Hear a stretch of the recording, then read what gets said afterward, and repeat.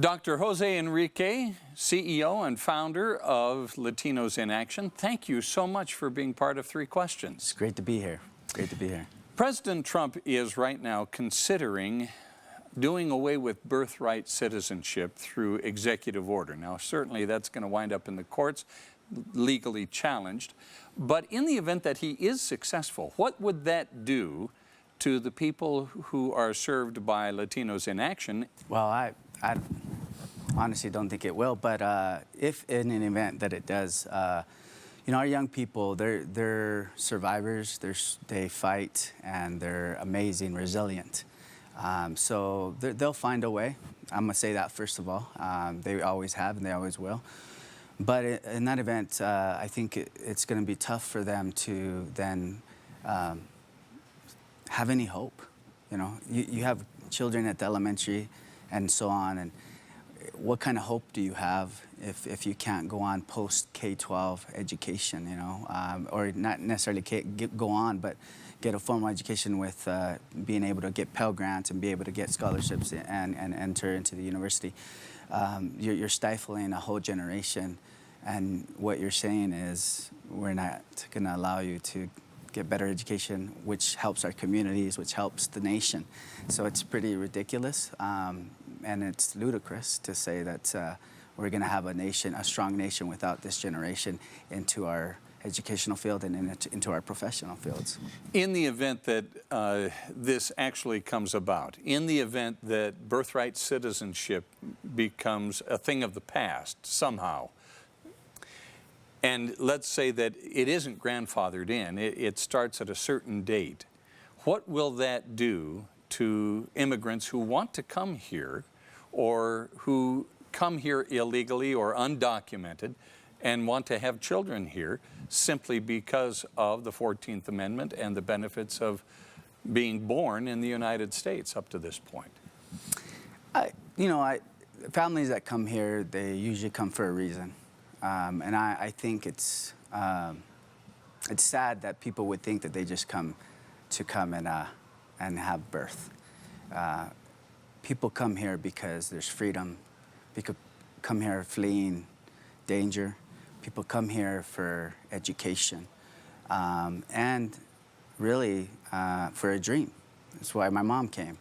That's why I came undocumented. So they're going to be here because they dream, and they're going to continue to dream. And they'll find a way to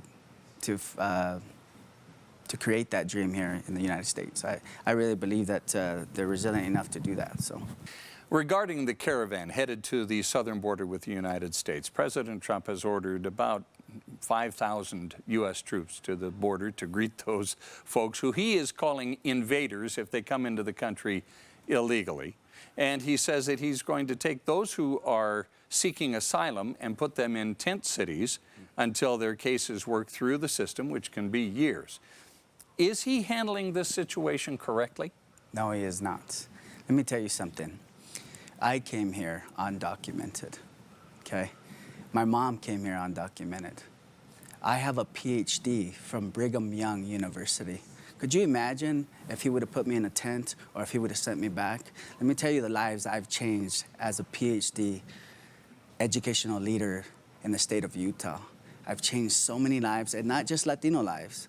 I've changed lives as an administrator, as a teacher. I was in front of young Caucasian kids, Asian kids, Polynesian kids, Latino kids, and I know I affected and changed their lives for the better. Thousands, okay? And not only that, I went and served, and I still serve my community, all communities.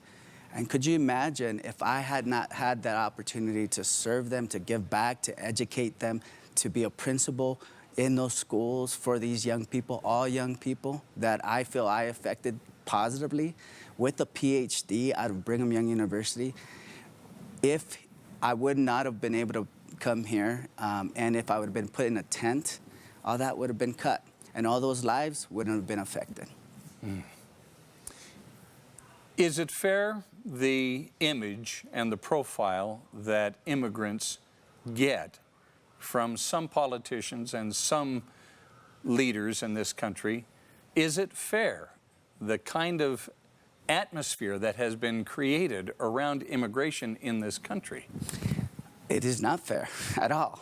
And I just gave you an example. I think that there's all this rhetoric that is created.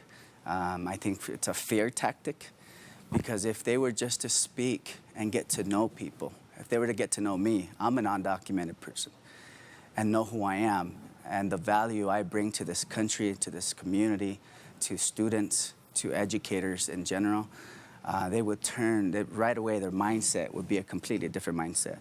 I think they need to really understand who these people are, understand what the assets and talents they bring to the table. And then not only that, but allow them and create some comprehensive reform for immigration. Let's have the Republicans and Democrats come together so that there are a comprehensive reform, so that we don't have all this nonsense happening. These are young, incredible, brilliant people that are coming, and it'd be great to utilize their talents and their assets. Now, you've referred to yourself as undocumented, Yes. but in fact you are a citizen of the United States now. Yeah. Can you briefly explain how that happened? Well, I think that one of the things is we fled El Salvador in a time of war-torn country. Central America was war-torn. Iran-Contra, U.S. armed some guerrillas, people disappearing, people dying. We fled. We came here undocumented, and like many of those that are fleeing many of their countries. But we got here, and during the 80s, there was Ronald Reagan had some amnesty, and we took advantage of it. And my mom worked really hard. We paid what we needed to pay, and we did what we needed to do, like many did. And I'm fortunate that I was able to do that. I pursued my education. I have a master's in educational leadership. I have a PhD in educational leadership. I've been an administrator in Provo and Alpine. I was over Title III in the State Office of Education. I've been on the Governor's Commission on Multiculturalism, Commission on Volunteerism.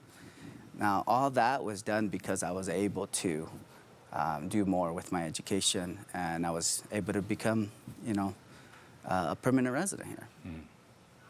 You seem like the poster child of the argument for allowing Yes. those who are seeking asylum or those who are seeking a better life to come and take advantage of all the opportunities that are here in the United States. I even wrestled. I came to wrestle. That's how I got to BYU. Mm. I was a wrestler. I was a California state champion in wrestling. So don't mess with me. Okay. You've convinced me. But no, I think I took advantage of all the opportunities, and I think these young people, and that's what they're here for. They take advantage and to serve and give back. That's all I've done in my life, is serve and give back. Mm. This is a beautiful country. It's given me everything, but I don't forget. But I also don't forget my culture and my native tongue. They're both beautiful. If you can use them for the right, then allow them to be here and allow them to contribute. You are the founder and CEO of Latinos in Action. Explain to us what that is and who benefits from it. Yeah, so Latinos in Action is a course. It's an elective course at the middle school and high school level. And it's a course that they take, and it's leadership, service learning, college, and career readiness. There's 4 essentials. One is definitely that they serve their community, but they also serve. During this class, they mentor and tutor younger elementary students. So the kids that are struggling in literacy, whether they be Latino or not, are going to be tutored and mentored by a Latino youth that is also going to grow, because when you teach, you learn. Mm-hmm. And once we help them grow and serve, they're going to want to also do more. And so in this class, they lead, they serve, and they're getting ready to go to college. We give scholarships out. Brilliant young people. We're in about 110 schools here in Utah, 7 different states, Florida, Connecticut, Illinois, and others. But Utah is where it all started. And we have a 98% graduation rate, 85% of our kids matriculate into college. Mm. What are some of the challenges that Latino youth face when they want to excel and they want to do well and they want to advance? What are some of the obstacles that keep them from being able to do that? I think some of the obstacles, right now, you know, if the kids or our young people were to turn to the TV or the media, you hear all this rhetoric that is anti, and because it's anti-immigrant or sometimes very dismissive and really ugly conversations that are being out in the media sometimes. So sometimes they feel like pointed out or there's a lot of ignorance out there. And so as a young child, you're trying to navigate the system, and that does not help, right? Bullying and various different things that come with it. Racism, etc. And people might say it's not alive, but it very much is. And then, you know, these young people come sometimes from different backgrounds, and they want to excel, and sometimes they're the first generation to graduate, go to college, so they have to figure it out by themselves. Yeah. We try to help them figure it out and navigate the system by offering leadership courses, by offering scholarship opportunities, by offering real leaders. I believe that true leadership doesn't come necessarily from those who seek that position, but from those who can position themselves to serve those who seek. There are many people who seek many things in our communities, and if we and our kids can position themselves to serve them, then those are real leaders. I tell our young people, don't believe all this junk. You see, the real leaders are the ones who position themselves to serve you, and you can position yourself to serve them, that those are real leaders. What is the key to a Latino student's success in the United States? I think one of the key things for student success, for Latino student success, is for them to learn the power of networking, learn the power of using their talents and assets. Many of them don't understand how talented they are or the assets they already bring to the table. They bring already assets and talents. What we help them do is develop those assets and talents and then develop them to give back. And once they start giving back with those talents and assets, then they start to grow, and we start to scaffold those skill sets, and then they take off. But the reality is that they need to understand that they already come with assets. They're bilingual, they're bicultural, and they can use those assets in academia to increase their academic success. Give me a few more examples of what you mean by assets. Bilingual, bicultural, yes. What else? So let me just tell you, there's this part of our brain that's called the schema, right? All this experience and rich knowledge. I was told my freshman year to write a 10-page paper on networking. This is early 90s when networking was the word. Mm-hmm. I went home and thought, what am I going to write about? So I wrote about, and I titled it The Mango Tree, right? And as a young kid, I used to climb the mangoes of El Salvador, and they're big mangoes. Mm-hmm. And I would, eat them and throw the seed. And once it hit this kid, and he looked up and he said, throw me one. And I was agile, so I would climb the tree and throw the mangoes down. And the kids started grabbing them, and they would call my name, say, throw me one, and I would throw. And then before I threw the one, I'd say, I could make money here. So then I said, give me 5 of your best marbles, because as kids, we didn't have money, but we had marbles. Marbles, that was smart money. Yeah. And so when I come down from the tree, I would collect my marbles. Wow. But because we were poor, I bartered. And I would say, don't give me marbles, go get me some milk or some cheese. And my mom would say, we don't have that. So I would get that. And that's what I wrote my paper on networking. And when I wrote it, the professor said, Jose, stay after class. And I'm like, he didn't like my example. And he sat me down and he said, listen, hands down, your grammar's horrible.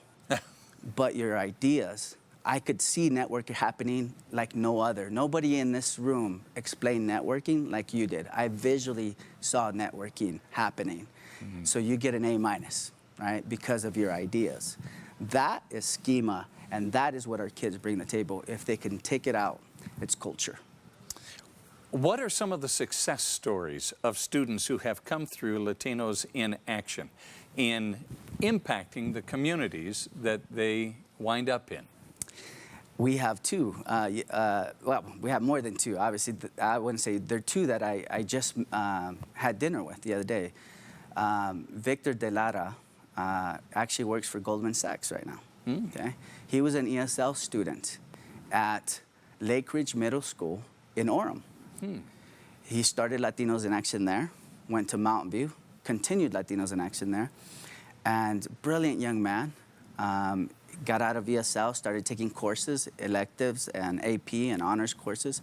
We helped him through that. We helped him apply for some scholarships. And one of those scholarships was a 4-year full ride scholarship, anywhere you want to go. Wow. Right?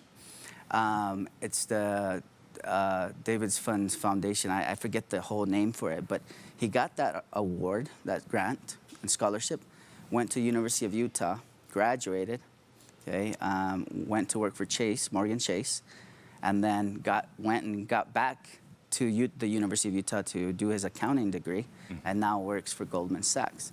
But then it didn't stop there. He comes back to help us speak to our high school students and our college chapter students and to tell them, here's the pathway. Let me tell you about some pitfalls. Let me help you understand how to navigate this system as you graduate from high school.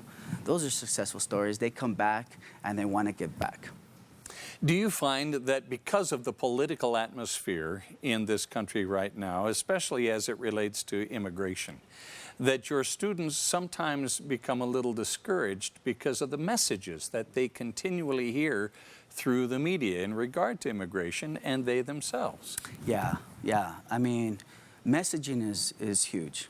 And I think some people know and understand that. That if I can message this, I'm going to create fear. Message. And our young people hear and they listen and they scroll and they see. So they're bombarded with messages. And what we try to help them understand is, let's get the correct messaging. Let's change the narrative. I want you to get your education so you can prove people wrong. So they can see that you're a college grad, that they can see that you're a professional, that they can see that you serve and give back, that they can see that you're also a scouter, or that you take young people and you help them get to college. I want them to showcase their talents. That's why it's called Latinos in Action, so they can start a new narrative and people can then see for themselves who these young people are. But that narrative needs to change. Latinos have become the largest minority in Utah. To what do you attribute that? I think there's a lot of reasons. I think this is a booming economy. There's a lot happening here. And that brings a lot of workers in every field and in every level. But I also think that the reality is that they're very family-oriented people. Latinos have big families, and they care for families. So when one comes, cousins follow. I came on a wrestling scholarship to Utah. All my siblings are here. Why? They followed. It is a good economy. You also have the Church of Jesus Christ of Latter-day Saints that serves in various different missionaries that are sent out to the South and Central America and various other places. They come back speaking Spanish. Others come because of that. It attracts a lot of people. And it's great. I love it. Diversity is beautiful. If people could understand that, it'd be a different world. The Latino culture and the Anglo culture intersect here in Utah at various points, but I suspect that there is an awful lot going on in the Latino culture that we Anglos are completely ignorant of and unaware of. How would you characterize what's going on in the Latino culture here in Utah right now? I think they're trying to figure out a place. I think they're trying to make this a niche and a place of their own. And so they're trying to figure out what kind of businesses, what to do in education. And now, you know, with millennials, technology, how do I fit within this tech hub, that Silicon Slope, that's happening? How do I fit into that? And these kids are savvy. They know, that's where it's at. They're going to start to head there. I really believe that our Latino youth are going to change things. They're going to bridge that gap. They're brilliant and they're bilingual. and they're the ones we need to bridge this gap. This generation is bilingual, as you point out. But will the next generation still be bilingual as well? That's a good question. That's a very good question. There are programs here in Utah. Utah is one of the biggest, has the largest dual immersion programs across the nation. Chinese, Portuguese, but also Spanish. So I think even my children, right? I have them in dual immersion because I don't want them to forget their Spanish. Because you can forget even born in El Salvador, raised here, you can forget your Spanish as a native because if you don't practice it. But I really believe that our families, because they're so family oriented, will always speak Spanish in the home. It'll be always their first language. That's what a lot of people think, that ESL kids are kids that are immigrants. ESL kids are kids that are also born here. And it's because the moms and the parents want to maintain that language. I believe that they're going to maintain it. How important is language to maintaining a sense of culture? Huge, huge. Language can make people smile. Language can make people feel comfortable. Language can take you to a whole new world, even though you don't travel. Mm-hmm. Language can take you into a space of safety. Language can make you feel free. Language can make you feel like the world is at your hands, you know. So for me, language can unite a lot of people, and I think that's one of the tools that we could and should not to use as well. So I believe language can do a lot and does a lot. You talk about the talents and assets that the Latino youth bring to the table here in the United States. And not just the youth, but all Latinos who are coming to this country come with those talents and assets. How do you go about adequately convincing not only Utah, but the entire country of the tremendous resource that lies in the talents and assets of those in the Latino community? You know, one of the best things to do is to create a place, a platform, a stage wherein they can showcase those talents. So this is exactly why I started Latinos in Action, because I wanted everybody to see how talented they were. So these young people will go to a parent-teacher conference and they'll translate for their teachers. The parents that need it, they'll translate. And the other half of them will do a daycare and read to the kids while their parents are going to listen to the teachers. What's powerful is that the chemistry teacher will see this young kid translating in a whole different light, because the next day this translator will go into the chemistry class of that teacher, and that teacher now sees him in a whole different light. Because he just helped him, and it was an incredible help. And now in the chemistry class, he's going to say, wow, right? That's what we want. And if you provide that platform, and if you provide a stage, they'll showcase their talents. What happens inside your heart when you see these young people really come alive and that light begin to grow and then ultimately shine brightly? That's my happy space.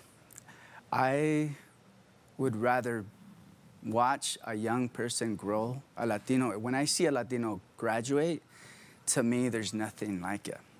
And when I see them and their parents, not high school graduation, but a college degree and become professionals, I'd rather do that than be in the sand of Waikiki. That is my joy. And I would do it in a second, because that means that there's generations that will be changed over and over and over, and they will make a difference. And I want people to see them in that light. There's nothing like it. Finally, what is your vision for Latinos in Action? You're already in 7 states.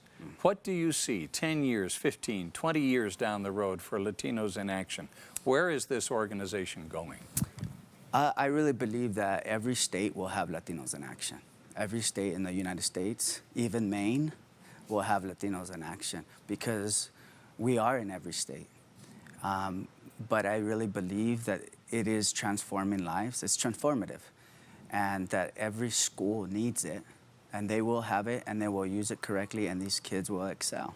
They're brilliant. They're brilliant. And if you want, there's no way you can rebuttal leadership and service, and that's what it creates: leaders and servant leader service, young men and young people. And I don't know what administrator or what district or what city or what state or what country wouldn't want that. Well, Dr. Jose Enriquez, founder and CEO of Latinos in Action, thank you so much for being part of 3 Questions. Great to be here.